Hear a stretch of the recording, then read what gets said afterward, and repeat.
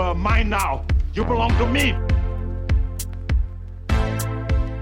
Today we're going to play a new fun game. Hello and welcome to the Twin Peaks podcast. My name's Dan. My name's Nicole.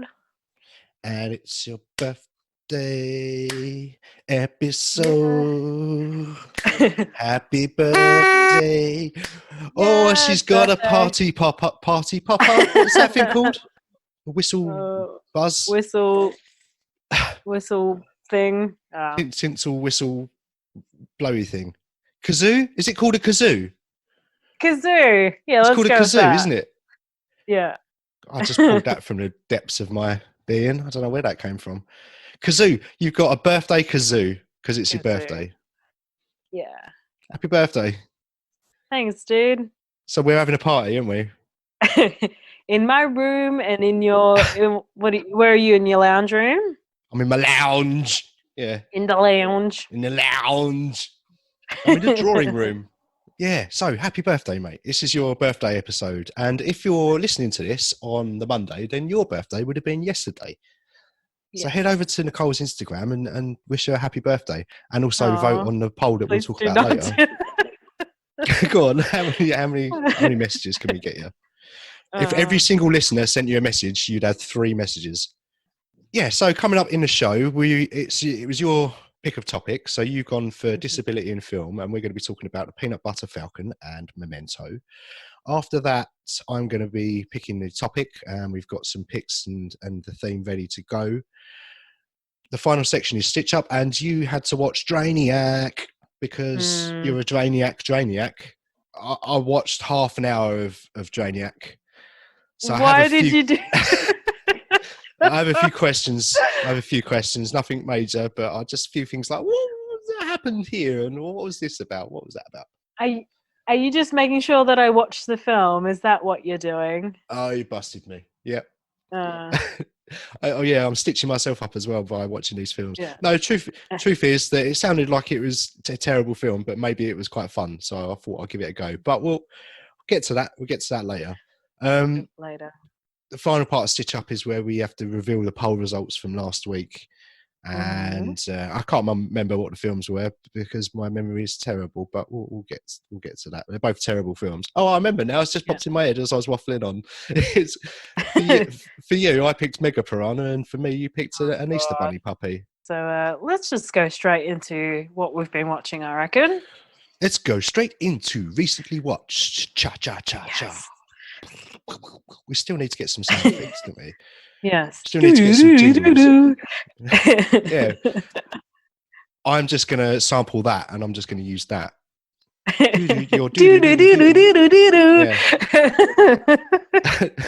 it again, and I won't make a noise. All right, ready? There you go. New jingle. Brilliant. What you been watching then, mate? Watch Honey Boy. I had it on rental, that and Invisible Man. Both really good. I haven't seen it. I have seen The Invisible Man, though. In fact, that was the last film that I went to see at the cinema before this whole thing happened on the world. What did you think of that? It was good. It was great. Very smart. I really enjoyed all of the. I guess maybe we should say spoilers for Invisible Man, just in case. I'm going to try not to spoil it, but you never know. Yeah, I really loved what they did, how they did the whole invisible thing. So, like, it was very static camera work, and it'd be like a fixed shot of Elizabeth Moss in the kitchen or whatever, and you just see shit going on around it. And sometimes nothing was even happening, but you were looking for it. Absolutely. Yeah, no, I really enjoyed that. It was Lee Winnell, wasn't it, who did Upgrade and wrote Saw, and he's going to be doing more of these Universal monsters, apparently. The last I heard, he was going to be working on a Wolfman film with Mr. Ryan Gosling, actually, of all people. Ooh. As Ryan Gosling as the wolf person, I guess. That I'm really looking forward to seeing what Lee Winnell does for the monsters. I think the last time they tried to reboot it was with Tom Cruise. And did you ever see the Tom Cruise The Mummy? No, I haven't seen it. It was so bad. I didn't finish it, to be honest. I think I got like 40 minutes in, but it was that bad. It was just nah. Good to know. Good to know. Yeah, so you're getting your little notepad out. I almost was going to write Mission Impossible, but that's not what I meant to write. Tom No, Cruise. write that. Write Mission Impossible. Yeah. Write Mission Impossible Fallout. Is that the last one? That was the last one, yeah, and the best one, I think, easily. I don't think it's even close. Not even this. What about the second one, done in Sydney? Not the best one. That one. Actually, that's a bit. Yeah, I do enjoy the second one actually for very different reasons. So I watched 37 Seconds this week, and it was really good. About this young girl who has cerebral palsy, and she draws anime. Is it anime or manga? I forgot what you call the Manga. Just the comic manga. Anyway, she illustrates those comics. So she finds a pornographic comic book, and she contacts them, and she goes, "Oh, your work is good, but obviously you have not had any experience." So it goes through her life of experiencing her sexuality, and then also just her growing up in a way as well, because her mum is very controlling and not making her not independent. So yeah, it's really good. I highly recommend that film. I like the sound of the way that the art sort of parallels with her life. That sounds like quite an interesting way of telling that story. I think it's on Netflix here. I think it's on Netflix. I added it to my watch list, so I'll get around to it at some point, hopefully. I watched The Notebook randomly. That was on TV. Oh, fucking Notebook. I'm going to put a Notebook ban on this fucking podcast. Is that like, don't put it on my sit job? You already put it on, didn't you? Didn't you already put it on and they voted against it? No, I've never put The Notebook on for sit job. No, I haven't. I promise you I haven't. That's probably one of the better Nicholas Spark adaptations that they've done. What have you been watching? So last week I was talking about having watched The Babysitter. We were both talking about it, and it was I found it enjoyable. It was a good film. So I watched the sequel. I watched Babysitter Killer Queen, and it's all right. I thought the first one was great. Or just really good. I really enjoyed it, but it's not like a masterpiece or anything. I just enjoyed it. It was just it was fun. A lot of fun. Yeah, and this one I had almost the same experience with this one as I did with the first one for the first hour, and then after the first hour, it just totally shit the bed, and it kind of went against what they were doing in the first one a bit. I don't want to spoil it too much because it's quite new and a lot of people haven't seen it yet, but. Started all right, ended pretty disappointingly. Not quite as good as the first one. Afterwards, I sort of had a craving to only watch sequels this week. So the next film I watched was Wishmaster 2, which was quite a lot of fun. Again, horror film about a evil genie. Cool. And then I watched a zombie film called The Girl with All the Gifts, which is a very good British zombie film, I think. After that, I went for Terminator 2. I did it. Typical. I did it again. I watched Kill Switch, Dan Stevens, and then I watched Enter the Dragon. Anything else, mate? No, and that's all that I have seen this week. And apart from watching many, many episodes of It's Always Sunny in Philadelphia, I'm now back up to season 4. So I've watched 3 seasons of it this week. Jesus. Yeah, so I'll probably finish that again within the next couple of weeks. And then maybe I'll start it again. I could just keep on watching forever on loop. It's Always Sunny in Philadelphia. My go-to is usually Friends. But God. I haven't watched that. Actually, this week I've almost finished The Good Girls. Good Girls? Yeah. I've almost finished that series. No, Good Girls. I haven't gone back to Golden Girls since the last time I spoke about it. Need to do some sewing and then just put it back in the background, which I might do this weekend. You were loving that. You were raving about it. I'm surprised you haven't gone back to it. Yeah, I think I got up to like season 3 or 4. I know long old seasons back in that day, weren't they? With like 20 episodes or whatever, American sitcoms. What's The Good Girl? I never heard of it. The Good Girls is about these 3 women. They're a bit stuck for cash, so they rob one of the supermarkets that one of them actually work at, just to get a bit of money because her daughter is not well and she needs to get some money so she can get some better treatment.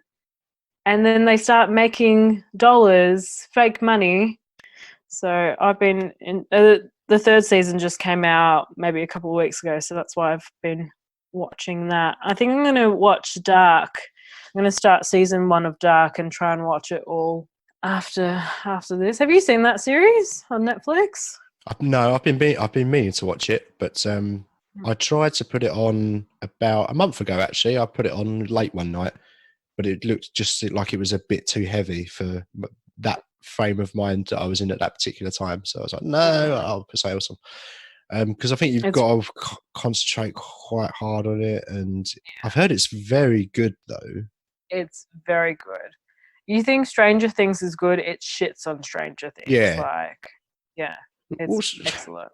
Stranger Things is fine, but it definitely plays those nostalgia strings, doesn't it? It's all about the music and the visuals, and aren't these kids great? And I find Stranger Things is definitely it was more of a novelty. Like the first season, I enjoyed it because it had all those elements, but it's definitely as it's gone on, I don't love the show. I think it's fine. You saw it at Secret Cinema as well, right? Yeah, I did the Stranger Things one last year, which was that was really good. That was a lot of fun, and it was 80s vibe, so I got to dress up in 80s clobber, which was me all over.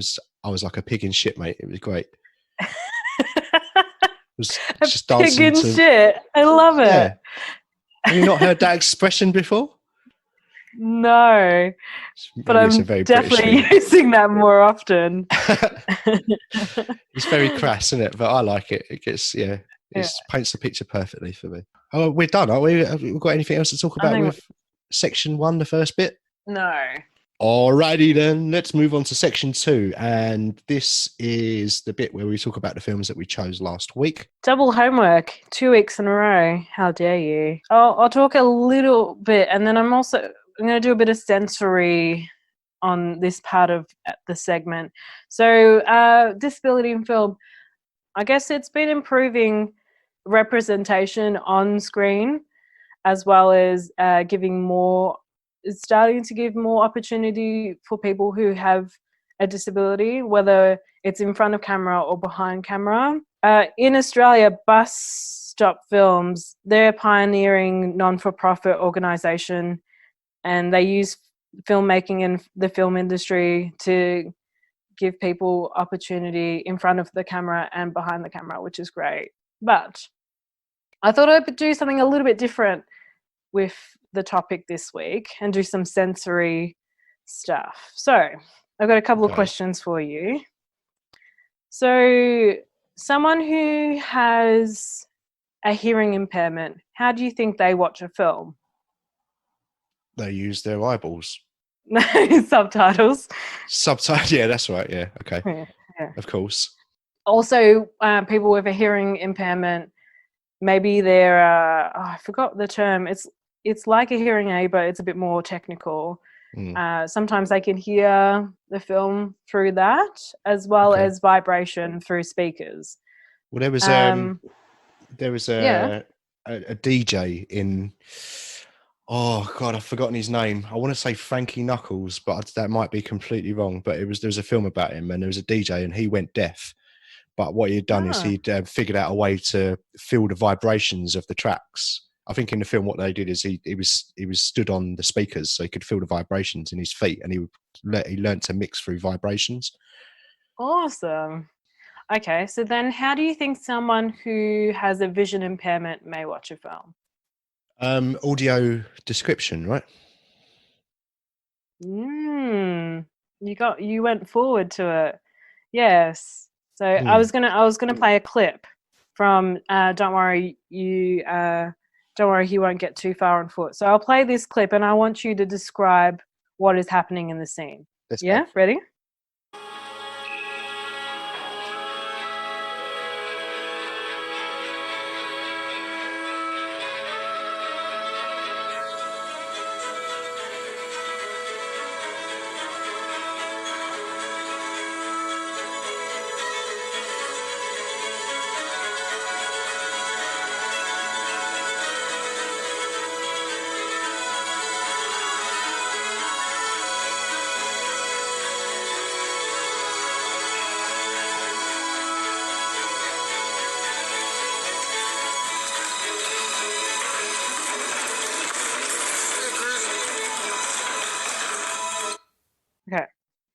Describe that scene for me. So there was an actual scene happening there. That was the music over the scene. Yeah. And I meant to describe the pictures from hearing. Yeah. From just hearing it. So I'll play that same scene again, and you'll get a better description of what is exactly happening. John keeps his gaze upward. Images slide in and out of view, featuring John drinking at different points in his life. He sweets liquor while chatting with Bonnie and Terry. John drinks as he makes a payphone call in the rain. He sweets from the jug of wine in the park. John drinks as Tim gives him a bath. He chugs a beer at the party the night of his accident. Now, John rides into the living room. His wheelchair catches on a wire and he knocks Snicker's glass cage to the floor. Now you've got a better understanding of what was happening in that scene. Yeah, they'd like describe a scene, like the setup of something. I think I've accidentally put the feature on sometimes on some streaming services. Yeah. But yeah, I mean, without that audio description, I guess that just limits, if you've got an impairment, it just limits to what you can watch. There's be so much stuff you can't watch. And I wonder how many, do all films do this now? Is it standard thing, or is it just sort of as and when, or certain features, or? I know it's definitely on Prime and they have it on Netflix. I was going to do it for 37 seconds, but it was in Japanese audio visuals and I would have not understand anything. So No, you'd have been screwed. But yeah. All right, cool. Thank you very much, mate. So we've got to talk about our two films now, and we chose The Peanut Butter Falcon and Memento. Alrighty, shall we start with Memento then? Because I watched it and I watched his commentary, but I still don't fully understand what happened in this film. I get the basics. I get enough of it, but it gets to a point with me where I'm just like, I'm done trying to figure out this entire film. I'm just putting it down. Yeah. Let's go for Memento then. So Memento came out in the year 2000. It was directed by Christopher Nolan. It's 113 minutes long. Tagline on Letterboxd is "Some memories are best forgotten." And the synopsis reads, Leonard Shelby is tracking down the man who raped and murdered his wife. The difficulty of locating his wife's killer, however, is compounded by the fact that he suffers from a rare, untreatable form of short-term memory loss. Although he can recall details of life before his accident, Leonard cannot remember what happened 15 minutes ago, where he's going, or why. So the budget was $9 million on this, and the worldwide box office was $40 million. So it did pretty well. It's told in a very unique way, this film. It's presented very well. It's not like I can understand enough of it to be like, oh, this is what happened. But it's how you try to link everything. So I think they did a very good way of telling the story in a linear way, but obviously it wasn't forwards, it was backwards.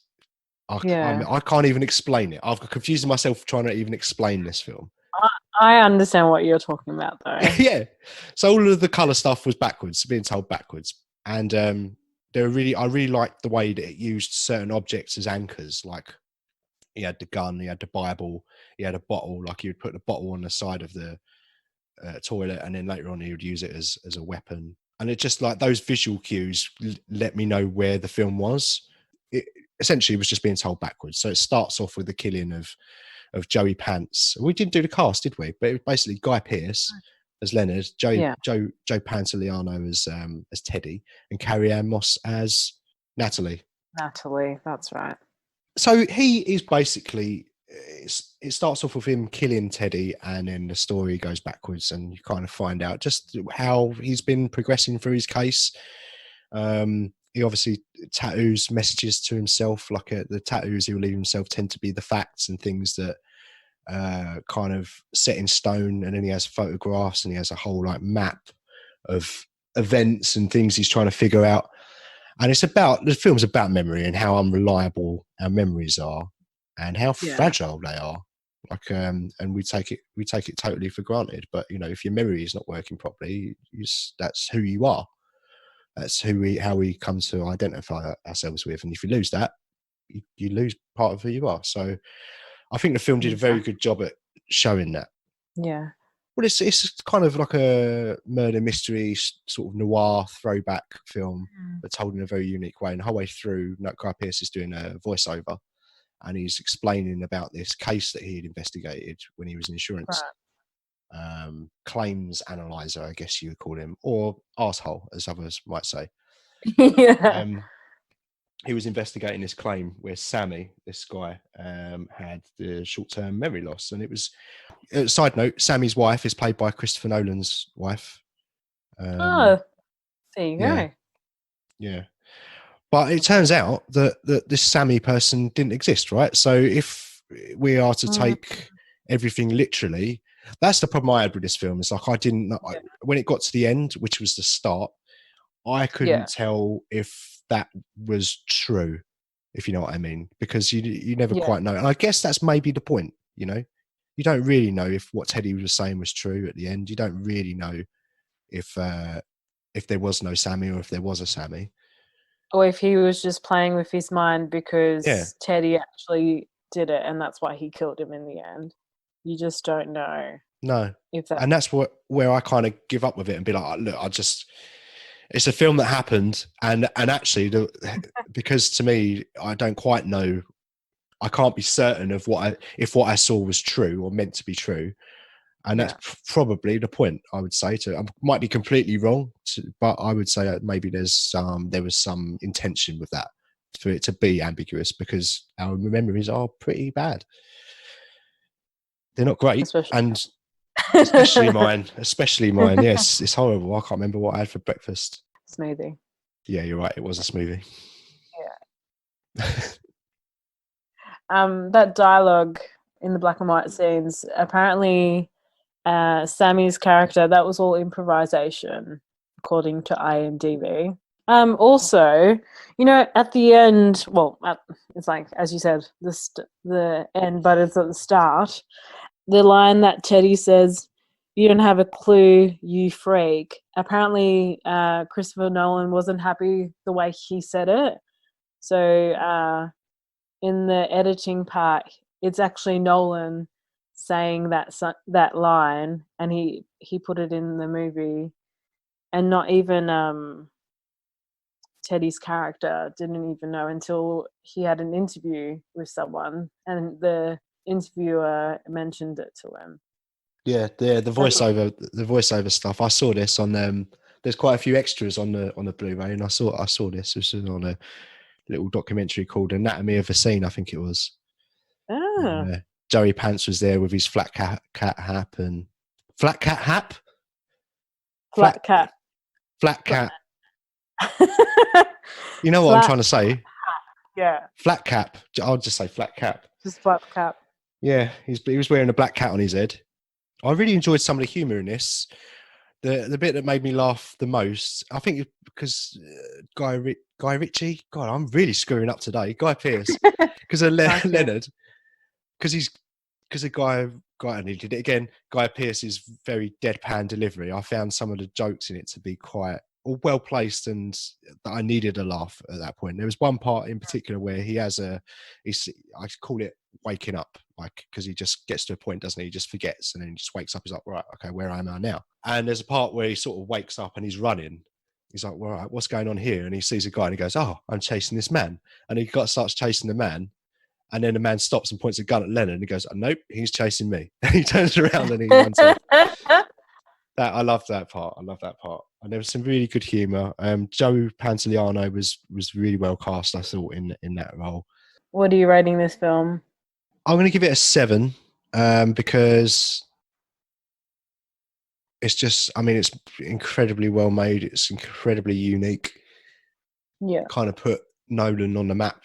Brilliant performances. All of the creative choices in there I thought were brilliant, with the black and white and telling the story backwards. And even down to the details where the camera is completely different in black and white and it's more intense close-ups and feels a bit more visceral. I really love all that stuff, but as an experience, I don't love sitting down to watch it. I find it a bit of a slog. So yeah, it balances out to about a 7 for me, I would say. What about you? Agreed. I would have gone 7. So a 7. I mean, some people might say that that's sacrilege, but fuck them. It's our podcast. We do what we 7 want. is good. 7's a 7 is solid good. score, but I know there'd be a lot of Nolanites out there that would be absolutely furious. Oh dear. Alrighty, so let's move on to the Peanut Butter Falcon then. And this came out in 2019, fairly recent for us. It's directed by Tyler Nielsen and Michael Schwartz. The synopsis on Letterboxd reads, a down on his luck crab fisherman embarks on a journey to get a young man with Down syndrome to a professional wrestling school in rural North Carolina and away from the retirement home where he's lived for the past 2.5 years. The budget was $6 million and the worldwide box office was $24 million. I thought it was straight to streaming, to be honest with you. I don't remember. Maybe it didn't get a release over here. Maybe that was only in the States or whatever. But, Yeah. so it stars Shia LaBeouf as Tyler, Zach Gottsagen as Zach, Dakota Johnson as Eleanor, and others. Thomas Hayden Church as Clint, and the Saltwater Redneck. Oh yeah, I forgot about him. And Bruce Dern pops up in this at the start of the film, and he plays Carl. So Zach is living in a home. I don't know why he's living in a home. I think there's a bit of dialogue later that just sort of says that he kind of has landed there. Younger people who either have a disability, sometimes they are put in aged care homes because there's no place to put them. So sometimes that is what happens. So sometimes that's the quite only option, is it? Yeah. Shit. I guess that was his option no at the idea. time. Yeah. But I think that's changing. They're changing that now. I think that there's more accessibility for people who are younger that need that support. I guess for me, I was quite clear that this film was about friendship, but like how your defends a kind of the family that you choose. I think that's actually a line from the film. I think Bruce Dern says that friends are the family that you choose. And there was I remember there's a bit where there's a close up on the side of a gun, and it's etched in the side of the gun was family first, I think. So it's quite clear that this is about your sort of bonds and your friendships. And it was that kind of friendship with Tyler that kind of, I guess, brought him out of himself a little bit more. Because I did enjoy Zach's character, because they set up his character quite well from the very first scene. He's sitting down to have lunch, isn't he? And he draws a diagram. It's like he comes up with this scheme to escape, and she pretends to choke, and he legs it. That was great, because that told you exactly all you needed to know about the character. He's trying to get out of this place, and he's got a plan. He's got a goal, sort of thing. But then after that first scene, it sort of, I was struggling to see where it was going to go. Story-wise, I didn't really get invested in it that much until around about the half an hour mark. It was after that boat scene. Mm-hmm. When that happened, it kicked up a gear for me, and I really, really enjoyed their interactions. It felt like a real friendship, like it wasn't really based on any motives. This, this film, how it was created, is because the directors met Zach at one of those camps for disability and non-disabled people. And Zach always wanted to be an actor and be a movie star. So this is how they created this film, based on just him wanting to be part of cinema. Yeah, so it was kind of written for Zach as well. That's interesting. Yeah. And they flipped it. They changed it from the film business to wrestling. Which was a great decision, really. I mean, they could have kept it as a film business, but I guess if you make it wrestling, that gives you a lot more sort of creative freedom to go with the locations, I guess, that they went for, and that kind of that area in America. That scene where they're walking, is it cornfields? What would when Zach is hiding, when Tyler is going to get the groceries and he comes back. And then Tyler and Zach, they're walking through, and it's like, all right, now we've got some rules to make. And rule number 1 is don't slow me down. Tyler starts walking, and Zach is slowing him down. He goes, oh, Zach, what was rule number 1? Party. Yeah. Zach actually did that. That was improv on his behalf. Was it? Yeah. Oh, all right. Brilliant. That was one of the more enjoyable moments of the film as well, I thought, because that comes up again later, doesn't it, as well? Yeah. And the boat scene when they're crossing the water, that's pretty funny. That's probably the most memorable scene for me, just because I remember that being the point where I was like, oh, great, like, I'm going to enjoy this film. So it's about their journey to this wrestling school, and all the while, Dakota Johnson's character is trying to track down Teddy. And maybe she bumps into Tyler, and maybe they have a little bit of a flirt, and there's a little bit of a sparky magic, if that's what the kids are calling it these days. Yeah. And they go their separate ways, but they do bump into each other again, and they sort of they sort of clash a little bit, don't they? Because Tyler's like, look, you've got to just let him do what he's going to do. You know, he's a person, and you let him make his own decisions, sort of thing. And she's very protective of him. And they both want the best, but they have these different approaches, didn't they? That clash was quite interesting to see. I would have liked to see a little bit more of those conversations, but it did have a nice pace to it, this film, as it was. I do maybe if you started adding stuff in, it would have taken away from the film a little bit. And they finally get to the wrestling school, but it's been closed down for a good 10 years. Zach has had this wrestling video. It was a little bit outdated. Yeah, a little bit. And and then when he gets there, the main wrestling guy that he idolizes is just like, we don't do that anymore. And Tyler is a bit like devastated because, you know, Zach was really excited about going to like learning wrestling and meeting his idol, and now that's not going to happen. And then it all changes, and the main wrestling guy comes out and is like, oh, hey, you know, I'll come in full gear. And Zach's really excited, and he teaches him a few tricks. And after a day, he's like, hey, I think you're ready to wrestle someone. Yeah, I know. It was a bit soon, wasn't it? If I was learning to wrestle, I definitely wouldn't get in the ring after a day. No, I'd probably leave it at least a year, I think. Well, I really enjoyed, actually, Thomas Hayden Church's character as the Saltwater Redneck. I thought he was really well cast. And he wasn't in a lot of the film, but he was quite an important character. Well, he was the main plot of the film, wasn't he? I guess, like you say, the objective was to reach his wrestling school. So it was quite nice to see him. He sort of had a mini character arc, really, didn't he? Because they met him and he was kind of like, oh, fucking hell, I've got to deal with these people now. But then, like you say, he kind of decided to open up the school again for Zach and trained him up a bit, and then he got him into the ring, and they had that match. And that huge guy was he was being very aggressive, wasn't he? I guess he was being fair on him though, because he wasn't just going to be like, oh, not because you're new to this or not because you have a disability, I'm going to go easy on you. I'm going to wrestle you like I would wrestle anyone else. So that was good. Maybe a little bit too hard on the first round, but I loved his costume out of the Falcon. Zach's. Yeah. Yeah, it was brilliant.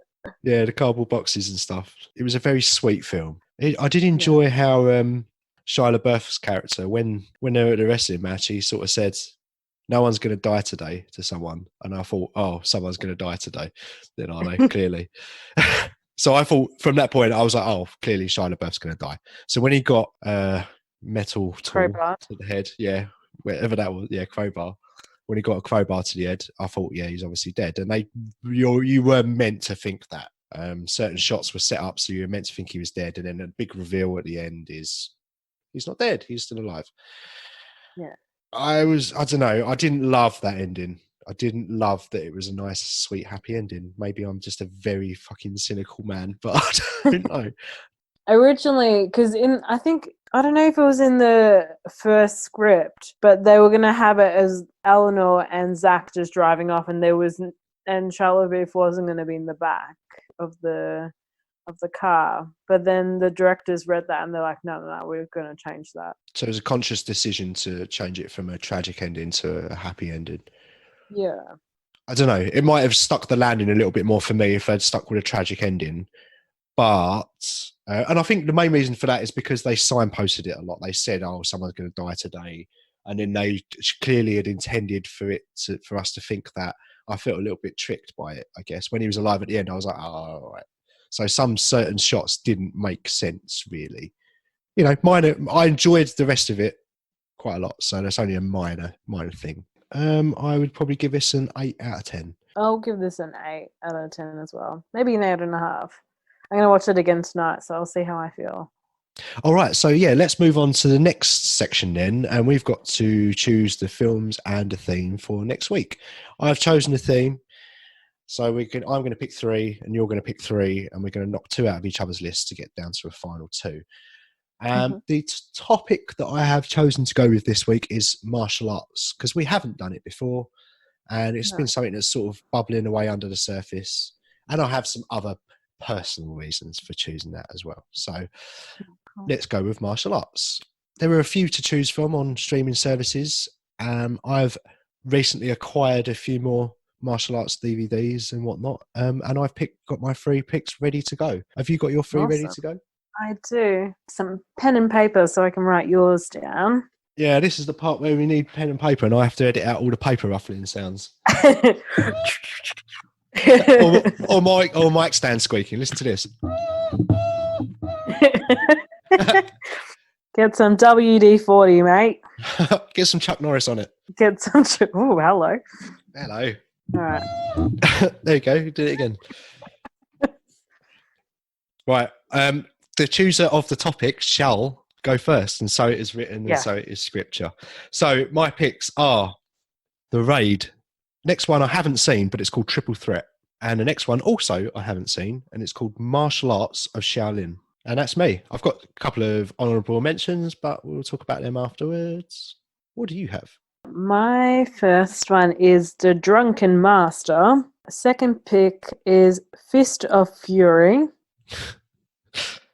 That was a very dangerous game you're playing, choosing Fist of Fury. You do know that, don't you? Fist of Fury. I'm surprised you didn't even put that on the list. I was like, Dan's definitely going to choose this film. And I've just written down Fist of Fist.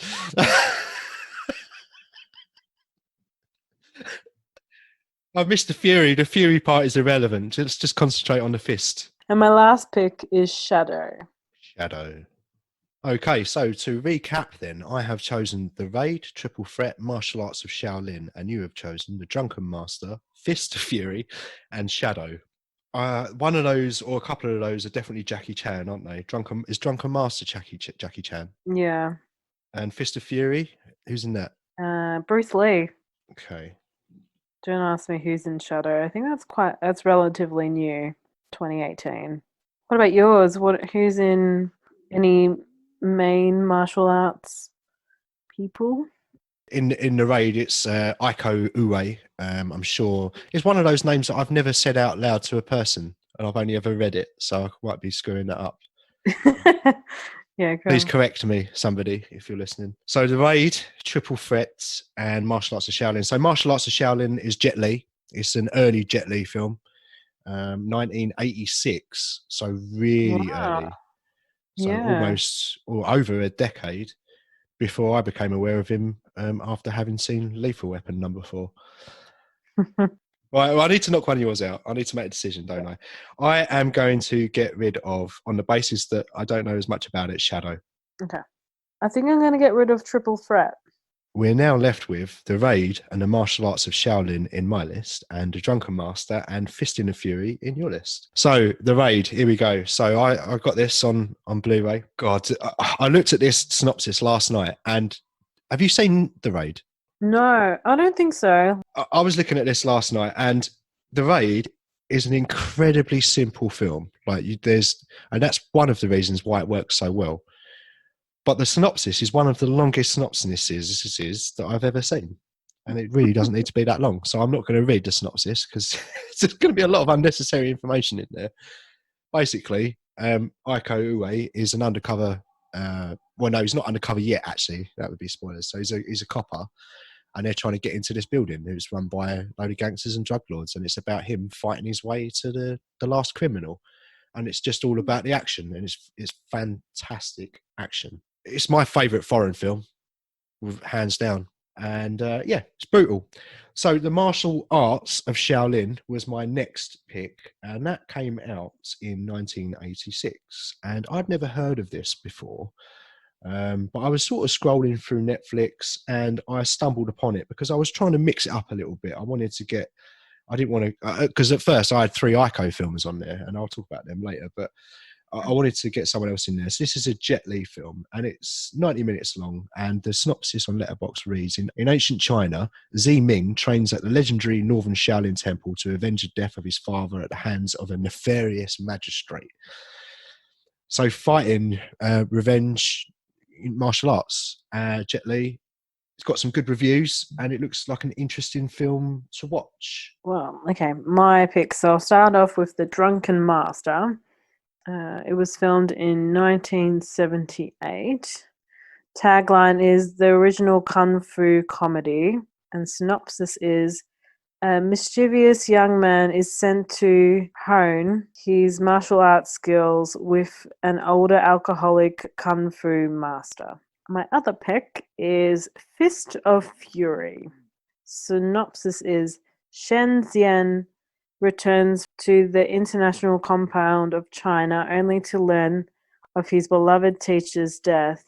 This is the compound by the continuous racist harassment by the Japanese population in the area. Unlike his friends, he confronts it head-on with his master of martial arts while investigating his teacher's murder. What was the year on Fist of Fury? 1972, and Drunken Master was 1978. So both 70s films. I think I'm going to go... I know I'm going to go with yours. You do? I think. Okay. Yeah. What are you thinking? I'm thinking The Raid. Okay. We're going to knock out Martial Arts of Shaolin. Cool. Out of yours, Drunken Master or Fist of Fury? I'm a little bit torn. Jackie Chan, comedy, or Bruce Lee? I think with the added bonus that I can make fisting jokes next week, I'm going to stick with Fist of Fury. I joke, but also it's Bruce Lee, and Bruce Lee is the master, right? Yeah, exactly. He's the holy grail of martial arts humans, isn't he? So let's go with that. Let's go for 1 Bruce Lee, 1 Ico. Awesome. So martial arts films for next week. We're going to be watching The Raid and Fist of Fury, and now that means we've got to move on to the last section, which is Stitch Up. Hold on a second. Whoa. Honorable mentions. What are you doing? I forget, don't I? Yeah. I'm desperate for you to talk about the Drainiac, to be honest. All right, honourable mentions, you're right. What other films were you considering? First one is The Assassin. Next one is Kill Bill, because I haven't watched either of them. Maybe I'll watch them this week. I think they're on a streaming service. Karate Kid, bit of comedy. Shanghai Noon, and the new Mulan. I haven't seen any of the Mulans. Shanghai Noon is comedy, Jackie Chan, isn't it? Yeah. Karate Kid, I wouldn't say Karate Kid's comedy. It's more of a teen drama, I would say. But it's good. It's one of my childhood favourites. And I used to stand on my nan's table doing a karate pose quite often when I was a kid. Wax off. Oh, the amount of times I've done wax on, wax off, mate. I think that's why I've got problems with my wrists. Jesus. At least it's that reason and not something else. How do you mean? I'm going to leave it there. Let's elaborate. No, let's not. Okay, awesome. Yeah, so my couple of honourable mentions are The Raid 2 is many consider that superior to The Raid 1. I prefer The Raid 1 because it's just more concise little action film. The Raid 2 is very ambitious, but it's still a great film. The Night Comes for Us, that was on there. Crouching Tiger, Hidden Dragon is one that I chose because that's one of the DVDs that I picked up from Nan's, but I couldn't find it on a streaming service, so I didn't choose it. But I will. What is it called? Crouching Tiger, Hidden Dragon. And my last pick was a little bit of a joke, really, but not really. I enjoy it. Mortal Kombat. I think it's great. Is that good? It's great. No, it's terrible. Yeah, it's terrible, but it's a lot of fun. Have you guys reviewed that film anyway, or was that on a Stitcher? I chose it on our video games, but we decided to do two Tomb Raider films. In our infinite wisdom. Yeah, and that's it really. And I watched Enter the Dragon last night, which was a lot of fun. I had no idea that John Saxon was in it. I've seen it before, but a long, long time ago when I was a kid. It was on Netflix, so I decided to put it on. But John Saxon kicking people in heads, mate, you can't go wrong, really.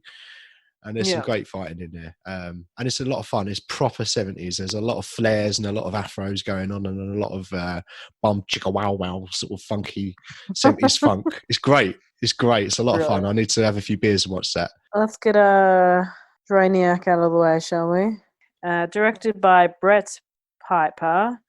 It was came out in 2000 and it goes for 81 minutes. Synopsis is some teenagers in an old house find that there's something evil in the water. And that's all I've got to say about my film. Cool. Next bit. Does that pretty much sum it up? Yeah. It was made in 2000. I knew that, and you just said that as well. But well, it didn't look like it was made in 2000, did it? It looked like it was made. It was shot in 1973. It looked like it was done a few decades before that time. Yeah, right. Yeah. I watched this film and then afterwards I listened to Core Press's review on it. I could have just listened to their review and pretended that I watched this film.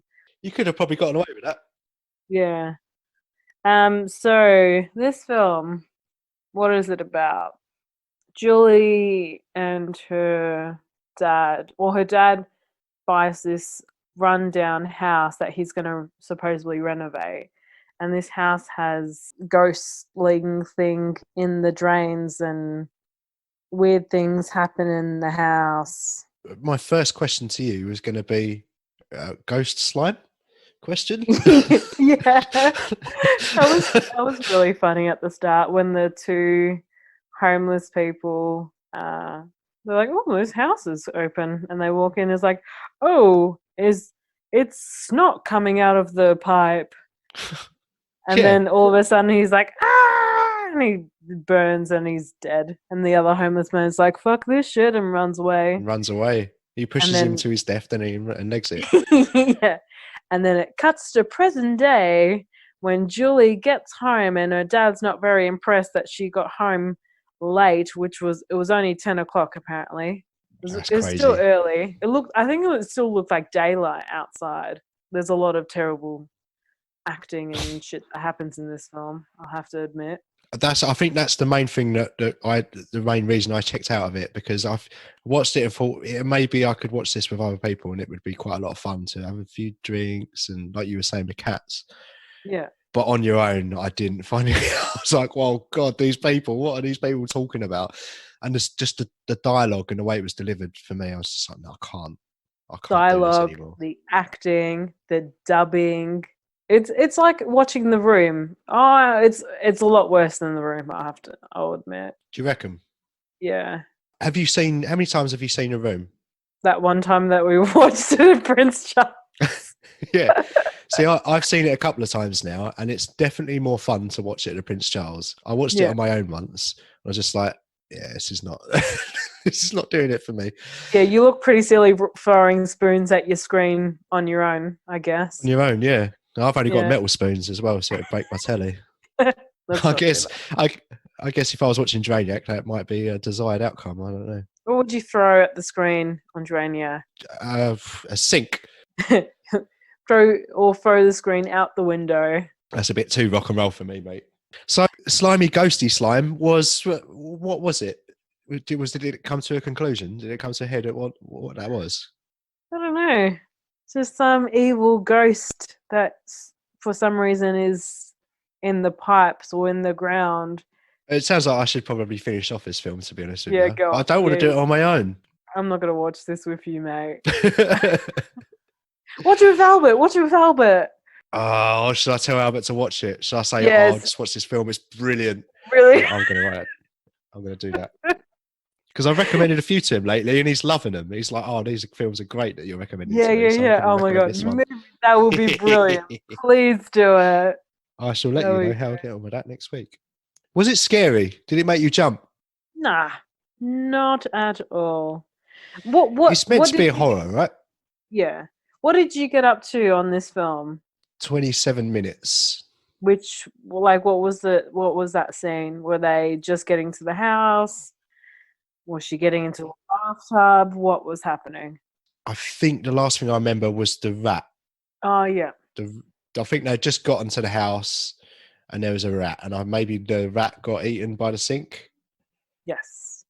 Or did that happen? Did the bath come alive? Yeah, like a creature came out of the sink, ate it, and then it disappeared. This film doesn't make any fucking sense. It's a weird one, isn't it? It is very weird.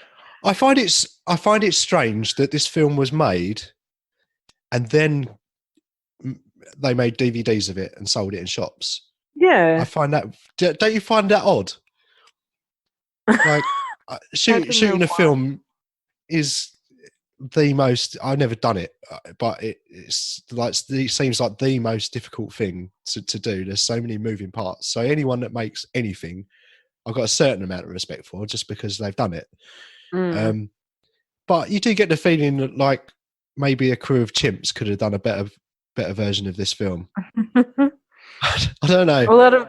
Apparently all the special effects were done in camera. Apparently. I mean, you think so, yeah. They shot this over 7 days, apparently, as well. Really? A week? Yeah. Did you see that creepy teenager called Wade? I did see Wade. Oh, I fucking God. hated him. What a cock.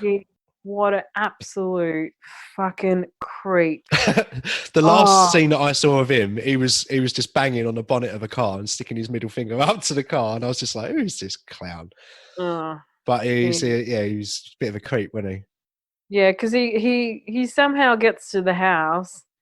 Anyway, somehow all of her friends get to the house. They somehow figure out where she is, even though she hasn't told them where this new house that her dad has bought. And Wade gets there, and then he gets really creepy and sexualized with one of the characters, and she's not enjoying it. She's like telling him to fuck off. And then he's like, oh, I'm going to go take a piss. And, like, I'm glad that the fucking monster ate his dick off and then somehow sucked him in as well. God. Is that what happened? Yeah. Spoiler alert. Oh, do you know what? I'm really happy with that. I think that maybe would make the film. Yeah. I'll probably give it like half a star for that situation. Shall I share the ending, or shall I leave it so then you and Albert are surprised? I mean, no, share it. It's not going to ruin it for me if I do watch it. Yeah. Okay, so Dad gets burnt off by the car, and this plumber guy walks past. He's like, interesting, and then somehow hang on, plumber. You didn't mention anything about a plumber. This sounds like a very complicated plot twist. There's a plumber. There's a plumber. Is because of the drains. I get it. Hold on a sec. Wait. So this guy comes in, arrives at the house, and when he arrives, Julie's male friend, he's downstairs, and he's drowning because somehow the drain is flooding up, and he's almost about to drown downstairs in the basement. When she answers the door, she's like, "Who are you?" "Oh, I'm the plumber." "Oh, well, come in and help." Or I don't think she even tells him to help. She just tells him to come in. She goes, "I didn't order a plumber." Anyway, saves her friend. He's all fine. She goes, "Oh yeah, this is a plumber." He's like, "Oh wait, no, that's my surname." He wasn't an actual plumber. He was just someone called Mr. Plumber. Yeah, he's Mr. Plumber. Christopher Plumber? I think his name was Leon. He does some witchcraft business, and then a candle. Some witchcraft business. He does some witchcraft at him. He does some witchcraft. Candle falls over, and then all of a sudden the house is on fire. The end. So all they need to do is set fire to the house. They didn't even need him. They should have just burnt the house. Well, they should have just burnt the house down in the first place. I'm going to give it half a star. It was shit. If you're with some mates wanting to have a drink, have a bit of fun, go on and watch it. Otherwise, give it a go. Give it a go. Give it a whirl. Okay, brilliant. So thank you very much for watching Drainiac. I appreciate that. And it's another one ticked off for you. So that's all good. And now we need to find out who's watching the next one. Yes. And last week we announced what we were choosing, what was going on the poll. So you put it on. Mega Piranha against an Easter Bunny puppy. I didn't even vote. I forgot to vote on this film, on this poll. But I can tell you there were 5 votes, and only you voted for me. Was it influence? I put a couple arrows on Easter Puppy Bunny. There was a little bit of influencing on there. Yeah, there was a little bit of finger pointing in an arrow direction. Yeah. Please vote in this Please vote for direction. this one. How dare you? You do it to me all the time, mate. I don't know what you're talking about. Go on then. Listen, it was 80% for me to watch an Easter Bunny puppy. Let's just get it out of the way. Yeah. All right. I knew because I voted obviously for you, and then I saw what it was at that point. It'd been on for a while, and I saw what it was at that point, so I knew where this was going. So I looked up an Easter Bunny puppy on YouTube, and it looks great. I don't know what the problem is. It looks amazing. Is it like those films that you watch at Christmas time? Is it a film that you should watch at Easter time? It looks like a film that you should watch every day. It should be the only film you ever watch. Okay. I can't believe I've got to watch this. Watching these terrible films is starting to get very, very much like hard work, isn't it? Oh, God. All we've got to do now is announce the films for the next poll. I've gone non-romantic because I feel like every time I do romance on your poll, I tend to lose. So I'm going to go Triastic Attack. I've never heard of it. Looks fucking terrible, mate. All right, what is it, horror? I don't bloody know. Native American owner on a roadside museum accidentally brings to life 3 dinosaur fossils. Now really annoyed, a giant dino wreaks havoc in a small town. Again, it sounds fucking amazing. Yeah, maybe you'll enjoy it, but like the ratings on it are like 1.8 on Letterboxd is the highest. Okay, so I am going to go for a film. I watched this about a month ago, I guess, and I'd never seen it, and it was terrible. But I want to know what you think of it, and it's called Return of the Living Dead 4. Oh, okay, that's all right. Yeah, it's not bad.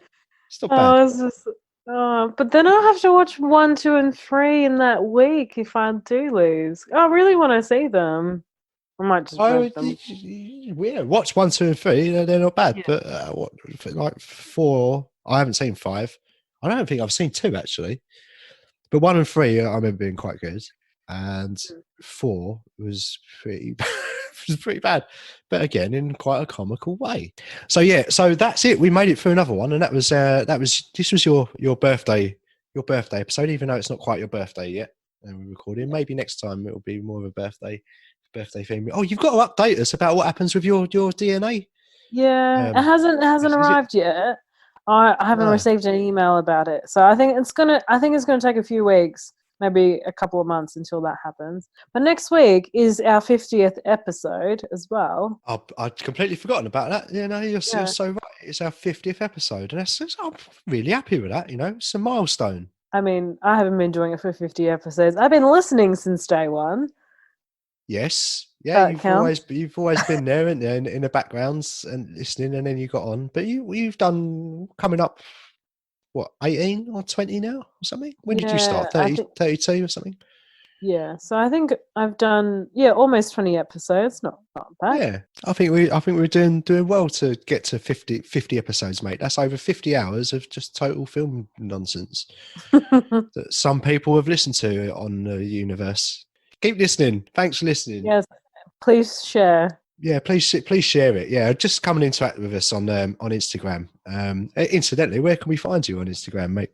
You can find me at Nika Creative or Chica Nika on Instagram.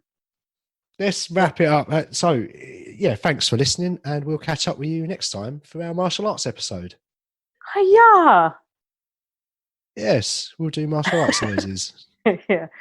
Is that what Chuck Norris would do? Chuck Norris. I don't know. What will Chuck Norris do? Does he have a tagline with his? He had a TV show, I think, didn't he? I think his tagline was, "You have just been Chuck Norris." I think Oh, that's what he said to everyone. I've just Norrised you right in the face. Norrised all over your face. lovely. Shall we leave it at that? Yep. Bye.